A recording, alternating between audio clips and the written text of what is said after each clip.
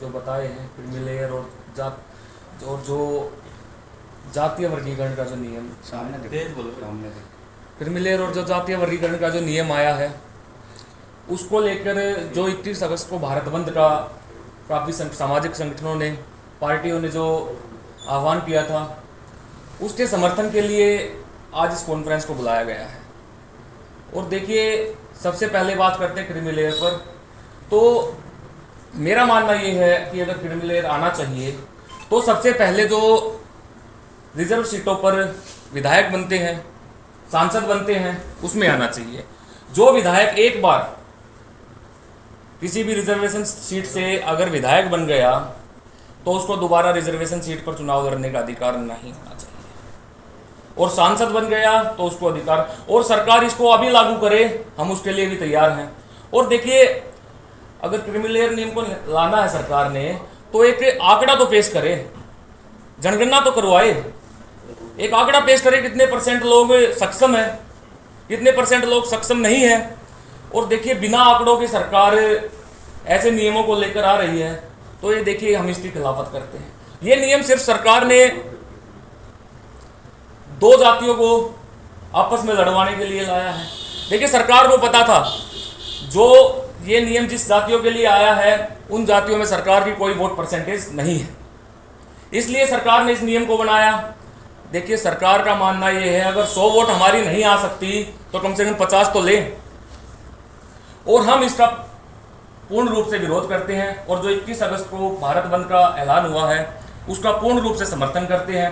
और सबसे पहले, और ये अभी अगर सरकार लागू करने के लिए तैयार है कि इसी चुनाव में, अभी हरियाणा में विधानसभा के चुनाव हैं और सरकार इसको लागू करे कि भाई जो विधायक एक बार चुनाव लड़ चुका है ना वो दोबारा रिजर्वेशन सीट से चुनाव नहीं लड़ेगा, जनरल सीट से लड़े।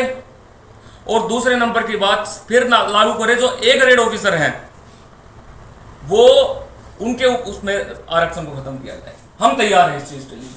लेकिन जो सक्षम लोग नहीं हैं, एक जाति के आरक्षण को खत्म करना, एक बिना किसी जनगणना के, बिना किसी आंकड़ों के एक ये ऐसे नियम को लेके आना, ये पूर्ण रूप से गलत है और हम इसका पूर्ण रूप से विरोध करते हैं। और हरियाणा के शासन और प्रशासन को आज हमने अपनी टीम को निर्देश भी दिए हैं कि देखिए, शांतिपूर्ण ढंग से विरोध होना चाहिए, शांतिपूर्ण ढंग से, आम आदमी परेशान ना हो, लेकिन सरकार को पता चले कि विरोध हुआ। इतना भी आराम से ना हो कि सरकार को पता ही ना चले विरोध हुआ। सरकार के कान खुलने चाहिए, सरकार को पता चलना चाहिए कि विरोध हुआ है। और अगर दम है ना इस हरियाणा की बीजेपी सरकार में तो इस नियम को लेके आए। जो चुनाव सबसे पहले झज्जर से विधायक हैं गीता बुक्कल, इनको मना करे, इनको आरक्षण की क्या जरूरत है? लड़े जनरल सीट से 3 बार के विधायक हैं, लड़े बेरी से चुनाव, बादड़ी से चुनाव, पता चलेगा कितनी औकात है इनकी। और एक बात और कहना चाहता हूं, अभी इससे थोड़े दिन पहले ही अभी लोकसभा के चुनाव हुए थे, 2-4 महीने पहले लोकसभा के चुनाव में कांग्रेस के जो नेता थे राहुल गांधी जी, यहाँ के लोकल नेता दीपेंद्र हुड्डा जी, उन्होंने संविधान बचाओ के नाम पर बड़ी वोट बैंक अपना बनाया और अच्छी वोटों से वो जीते। आज उनसे मेरा सवाल है, अब जब आज उस संविधान के साथ छेड़खानी हो रही है, आज उस संविधान के कई नियमों को बदला जा रहा है, तो आज वो क्यों नहीं बोल रही? जब दो जातियों को संविधान के नाम पर आपस में लड़ाया जा रहा है तो आज दीपेंद्र हुड्डा और यहाँ से जो देखिए झज्जर के विधायक हैं, सबसे पहले तो संविधान की जरूरत किसको है? उनको है। संविधान की देन हो 3 बार यहाँ से विधायक है, तो बोले ना विधायक जी आकर। और मैं कहता हूं कि विधायक सबसे पहले क्रिमिनल लेयर को इनके ऊपर लागू किया जाए और हम तैयार हैं फिर उसके लिए भी। तो कहीं ना कहीं आप इस चीज का विरोध करने के लिए आप कोई अपने जन समर्थन के साथ किसी जन रैली का आह्वान कर रहे हैं? इसका देखिए, जो सामाजिक संगठनों ने, जो राजनीतिक दलों ने 31 तारीख को भारत बंद का आह्वान किया था, हम उसका समर्थन करते हैं। काफ़ी सोचा हमने, काफ़ी इस पर अध्ययन करने के बाद हमें ये पता चला कि ये नियम ठीक या सही वाली बात है ही नहीं। इन नियमों को सिर्फ 2 जातियों को आपस में तोड़ने के लिए, 2 जातियों को आपस में लड़ाने के लिए और एक जाति में अपना वोट बैंक बनाने के लिए सरकार इस नियम को लेके आई है। और पक्ष के साथ विपक्ष भी चुप है। जो विपक्ष संविधान के नाम पर वोट मांग रहा था, जो विपक्ष संविधान बचाओ नाम के नारे दे रहा था, जो विपक्ष संविधान बचाओ रैली कर रहा था, कहाँ है वो विपक्ष? कहाँ है झज्जर के विधायक?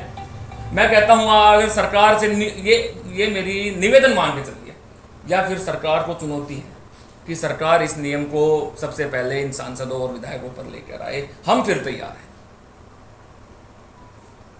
आप ना बताइए, विरोध करेंगे लेकिन शांतिपूर्वक करेंगे, और सरकार को पता भी होना चाहिए कि विरोध क्या है, तो रणनीति क्या रहेगी, किस तरह का विरोध करोगे? देखिए, शांतिपूर्ण ढंग का मतलब होता है किसी आम आदमी को परेशान ना किया जाए, और सरकार को पता चले, सरकार के कान खुले, इसका मतलब होता है कि कुछ ऐसा पता चलना चाहिए कि विरोध हुआ।